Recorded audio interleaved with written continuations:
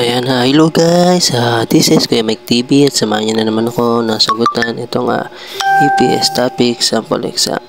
Tara, samahan niyo naman ako guys. Yan, meron naman tayong long paragraph. Yan, hahanapin na naman natin yung mga keywords para madali natin masagutan itong long paragraph na to. Kasi kung babasahin pa natin to, talagang napakahaba. Maubusan tayo ng oras pagdating ng actual exam. Kaya keywords na lang ang ating hahanapin. Ang laging keywords niyan nagsisimula sa una, gitna at saka dulo. Yan. Tandaan nyo guys ang keywords ng long paragraph ay 1, 2, 3. Una, gitna at dulo. Yan. Kaya pag nagbasa kayo, huwag nyo nang basahin lahat. Magkakat kayo ng basa.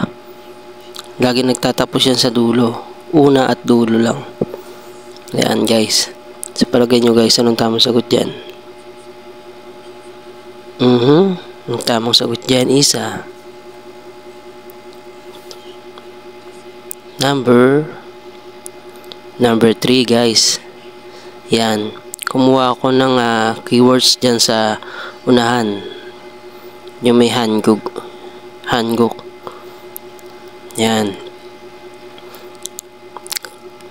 Kasi pinaikli ko na lang siya hanggang sa nakuha ko yung keywords niya.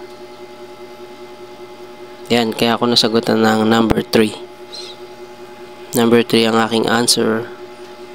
Kayo ba guys? Anong tamang sagot nyo dyan? Comment na at saka mga guys, pakipollow naman ang aking Facebook at palike na rin, and kung inyong mamarapatin baka naman makahingi ng inyong share.